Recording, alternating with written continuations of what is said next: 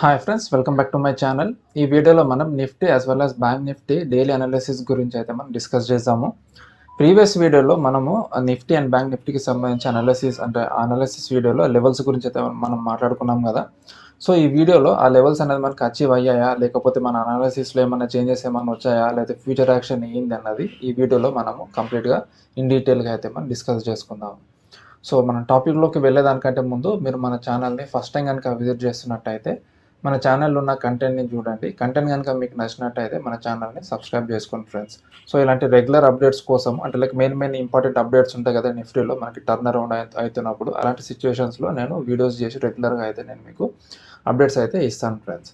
So బేసిక్గా మనం global markets చూస్తున్నట్టయితే గ్లోబల్ మార్కెట్స్లో కూడా సేమ్ మన ఇండియన్ మార్కెట్స్లోనే మంచి ర్యాలీస్ అయితే ఇచ్చాయి. ర్యాలీ ఇచ్చిన తర్వాత అవి కొంచెం హాల్ట్ అయితే తీసుకున్నాయి. And so most probably like ఇంచుమించు మన ఇండియాలోనే వాటన్నిటిలో కూడా కరెక్షన్ అయితే ఎక్స్పెక్ట్ చేస్తున్నాము. సో వాటన్నిటిలో కరెక్షన్ వస్తుందంటే మన ఇండియాలో కూడా ఒక కరెక్షన్ అయితే ఎక్స్పెక్ట్ చేయొచ్చు. సో దాని బేసిస్ చేసుకొని ఇప్పుడు మనము మన నిఫ్టీ చార్ట్స్ మనం చూసినట్టయితే ఇది మనకి Nifty chart. So last time మనం మాట్లాడుకున్నది 1 2 3 4 5 అన్ని మాట్లాడుకున్న వాళ్ళు 9th వేవ్ అవుతుందా లేదా అని చెప్పేసి. సో మనకి 9th వేవ్ అన్నది మనకి ఇవాళతోనైతే మనకి ఇక్కడ ఎండ్ అయితే అయ్యిందని అనుకుంటున్నాను మోస్ట్ ప్రాబబ్లీ. ఎందుకంటే మనకి ఇది ఒక ఎండింగ్ డయాగ్నల్ కింద అయితే మనం కన్సిడర్ చేసుకోవచ్చు. సో ఇది మనకి 1 2 3 4 5 6 7 8 9 అంటే మనకి ఇది 1 2 3 4 5 దీన్ని మనం ఎండింగ్ డయాగ్నల్ కింద అయితే కన్సిడర్ చేయొచ్చు. ఒకవేళ మార్కెట్ అనేది ఎండింగ్ డయాగ్నల్ అనేది మనకి కన్ఫర్మేషన్ అనేది వచ్చి మార్కెట్ డౌన్ సైడ్ వస్తున్నట్లయితే ఫస్ట్ మనకి ఈ లెవెల్ ఏదైతే ఉందో ఈ మనకి డౌన్ సైడ్ ట్రెండ్ లైన్, ఈ ట్రెండ్ లైన్ అనేది మనకి బ్రేక్అవుట్ అనేది ఇవ్వాలి. అండ్ వన్స్ మార్కెట్ ఈ ట్రెండ్ లైన్ కనుక మనకి బ్రేక్అవుట్ చేస్తే తిరిగి మళ్ళీ మార్కెట్లో మనకి ఫాల్ అనేది అప్రాక్సిమేట్లీ అంటే మనకి ఇక్కడ నుంచి అయితే స్టార్ట్ అయిందో ఆ లెవెల్స్ వరకు అంటే మనకి ఈ 4th వేవ్ డౌన్ సైడ్ ఏదైతే ఉందో ఈ లెవెల్స్ వరకు మనకి మార్కెట్ వచ్చే ఛాన్స్ అయితే మనకు ఉంది ఫ్రెండ్స్. అంటే అప్రాక్సిమేట్లీ మనకి 23,875 లెవెల్స్ వరకు మనకి నిఫ్టీలో పడే ఛాన్స్ అయితే మనకి కనిపిస్తుంది. సో ఇది మనకి నిఫ్టీకి సంబంధించిన అనాలిసిస్ అండ్ దానికి సంబంధించిన టెక్నికల్ అనాలిసిస్. ఇప్పుడు బ్యాంక్ నిఫ్టీ గురించి మనం మాట్లాడుతున్నట్టయితే లాస్ట్ ఎపిసోడ్లో మనం మాట్లాడుకున్నది మనకి ఏబీసీ వేవ్ అనేది మనకు ఫామ్ చేసింది అండ్ ఇక్కడ నుంచి మార్కెట్ అప్సైడ్కి వెళ్ళే ఛాన్స్ ఉందని చెప్పేసి అనుకున్నాము.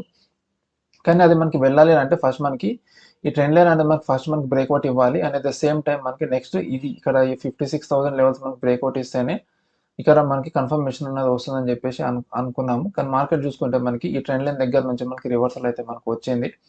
వచ్చి మళ్ళీ మార్కెట్ అప్సైడ్కి అనేది వెళ్ళి ఇక్కడ మళ్ళీ మనకి ఆగింది. సో ఓవరాల్గా మనం చూసుకుంటే మనకి ఇది ABC wave. So most probably మనకి ఇది ఏ వేవ్, బి వేవ్ అండ్ మనకి సి వేవ్ అంటే మనకి డబ్ల్యూ, దాని తర్వాత ఎక్స్, దాని తర్వాత మళ్ళీ మనకి ఇక్కడ ఇంకొక కాంప్లెక్స్ కరెక్షన్ అనేది ఫామ్ అయ్యే ఛాన్స్ అవుతుంది. అంటే ఒకవేళ ఇన్ కేస్ మార్కెట్ ఇక్కడ నుంచి రివర్సల్ అనేది స్టార్ట్ అయిపోతే మనకి మార్కెట్ కాంప్లెక్స్ కరెక్షన్లోకి వెళ్తుంది. లేదా ఒకవేళ మార్కెట్ ఇది మనకి బ్రేక్ చేసుకొని అప్సైడ్కి వెళ్ళి ఈ లెవెల్స్ని కనుక మనకి బ్రేక్ చేస్తే మనకి 5th వేవ్లోకి అయితే మార్కెట్ అనేది మనకి వెళ్ళిపోతుంది ఫ్రెండ్స్. సో కంప్లీట్గా మనకి ఇంకా టైం అయితే ఉంది. ఇక్కడ మనకి ఇంకా బ్రేక్ చేసే టైం అయితే మనకు ఉంది.